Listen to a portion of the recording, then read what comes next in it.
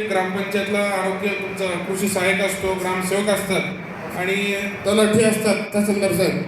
तर तुम्ही तिघं टीम बनवा आणि तर प्रत्येक गावामध्ये त्या ठिकाणी गावाच्या व्हॉट्सअप ग्रुप असतील ते तयार करा. नसतील तर व्हॉट्सअप ग्रुप आहे, त्याच्यावर डेली किती बियाणं कोणत्या डीलरकडे उपलब्ध आहे आणि त्याचा रेट काय हे त्या ग्रुपवर गेलं पाहिजे. म्हणजे प्रत्येक शेतकऱ्याला त्या ठिकाणी समजेल आणि ग्रामपंचायतच्या बोर्डवर त्या ठिकाणी लावायची व्यवस्था करा. ग्रामसेवक आणि त्या ठिकाणी तुमचे कृषी सहाय्यक त्यांना सांगून ते अंमलबजावणी त्याची झाली पाहिजे आणि शेतकऱ्याची कुठे लूट नाही झाली पाहिजे हे लक्षात घ्या. हो सर, बाकी तुम्हाला काय करायचं तुम्ही करू शकता, पण हे महत्वाचं आहे त्या लोकांना योग्य दरात मुबलक बियाणं मिळालं पाहिजे अशा पद्धतीचं त्या ठिकाणी करा. आणि खताचंही तसंच. हो सर, किती स्टॉक आला, कोणत्या दुकानात आला आणि कोणत्या दुकानात उपलब्ध होऊ शकतो, काय रेट न घ्यायचा.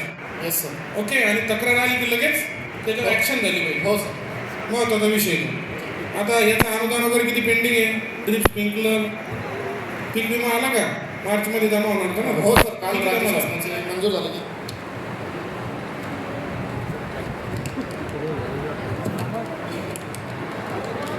कालच जी आर मंजूर झालेलं आहे सर. कालच्या जी आरमध्ये आला कसं म्हटलं मंजूर झालेलं आहे. मी पेड क्लेमची एक वाचतो सर. ते सिंदखेड राजाचा रब्बी सीझन 2023-24 मध्ये 34 कोटी भेटायला पाहिजे होते शेतकऱ्यांना, 26 कोटी भेटलेले आहे आणि 8 कोटी पेंडिंग आहेत सर.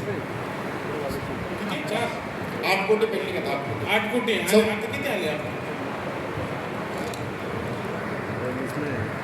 काल परवा येणार होते ना पैसे? हां सर, मंजूर जिल्ह्यासाठी 253 कोटी मंजूर झालेले आहे सर. तालुक्याचा आकड्यामध्ये जिल्ह्यासाठी 253 कोटी आलेले आहेत. आपली काय डिमांड आहे?